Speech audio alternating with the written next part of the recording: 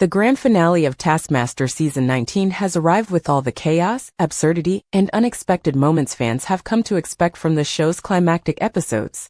After 10 weeks of blood, sweat, and tears, as host Greg Davies put it, 5 comedians stood on the precipice of victory: Fatiha El-Ghorri, Jason Mantzoukas, Mathew Baynton, Rosie Ramsey, and Stevie Martin, each hoping to claim the coveted Taskmaster trophy and title of King of the Clowns.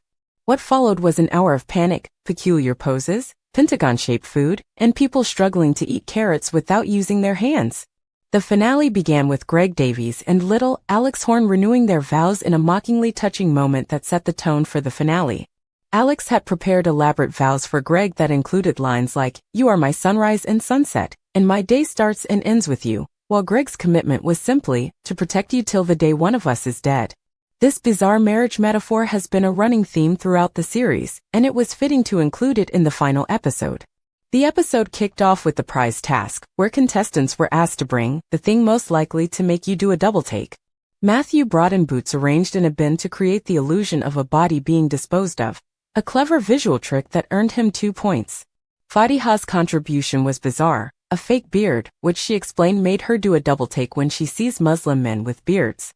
Her explanation meandered into an inexplicable tangent about farting in front of cats, leaving both Greg and the other contestants thoroughly confused. Jason brought in a plaque that read, "Most meals with Dad," which he claimed had hung in his kitchen for 30 years and always prompted visitors to look twice.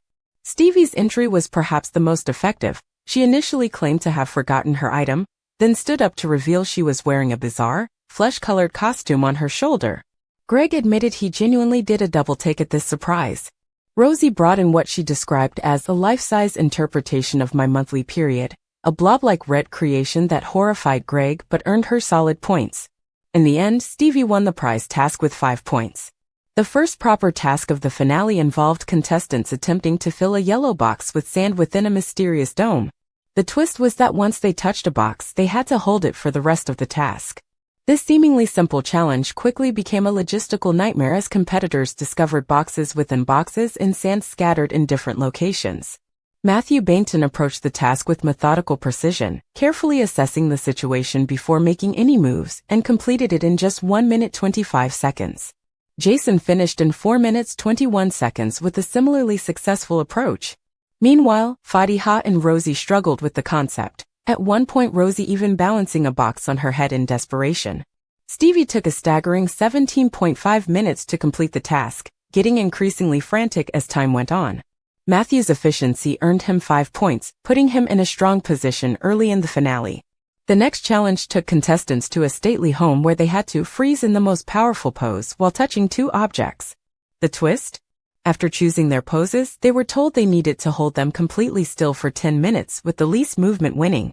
This led to some truly ridiculous tableaus: Jason standing with a dog statue while looking menacing, Mathew posing as if about to euthanize a toy puppy, which he named Rufus and claimed had been hit by a car, Fatiha attempting a roller skating pose, Rosie striking an awkward stance, and Stevie balancing precariously on 2 objects.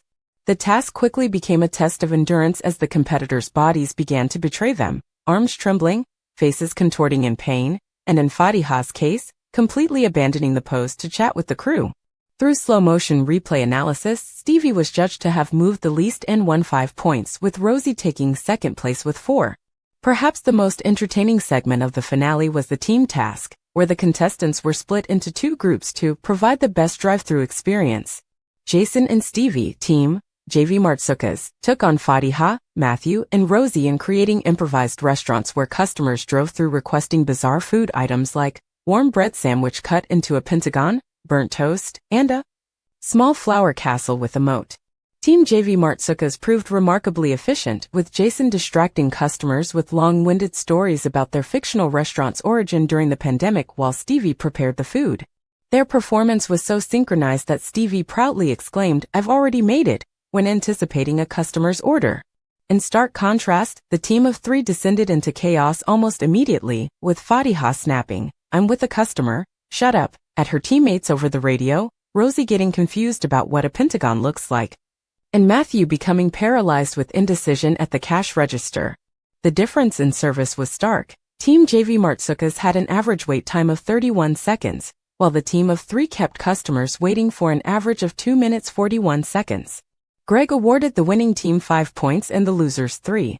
The finale concluded with a bizarre and somewhat disgusting task where contestants had to get as much carrot as possible into their individual buckets, while keeping their hands behind their backs. Each carrot was suspended on a string with a helmet, and contestants had to free the carrot before getting it in their bucket.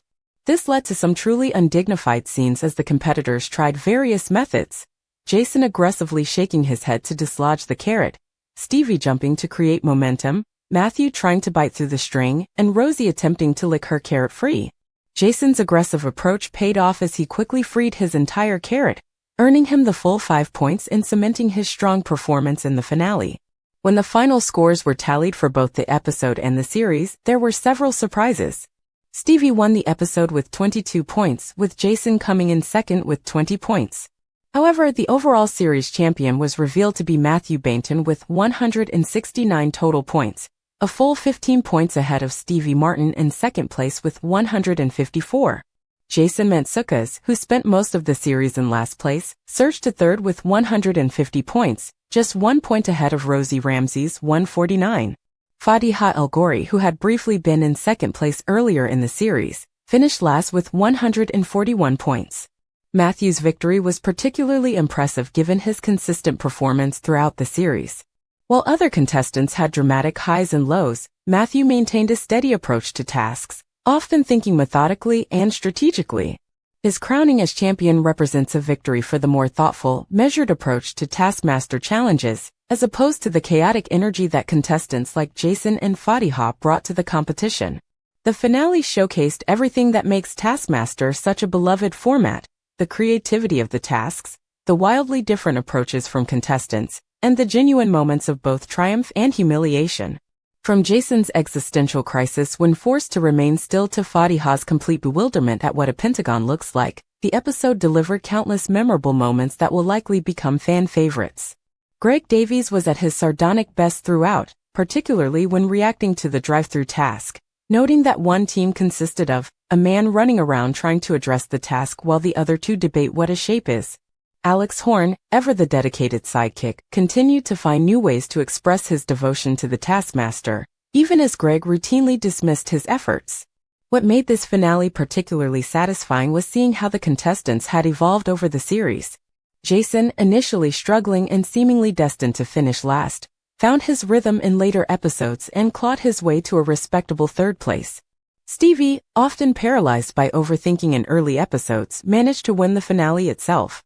And Mathew, consistent and methodical throughout, was rewarded for his approach with the ultimate prize. As season 19 comes to a close, fans will undoubtedly be left hungry for more of the unique brand of chaos that only Taskmaster can provide. The image of 5 grown adults desperately trying to eat carrots suspended from strings without using their hands serves as the perfect encapsulation of what makes the show so special. It's absurd, it's undignified, and somehow, it's utterly compelling television.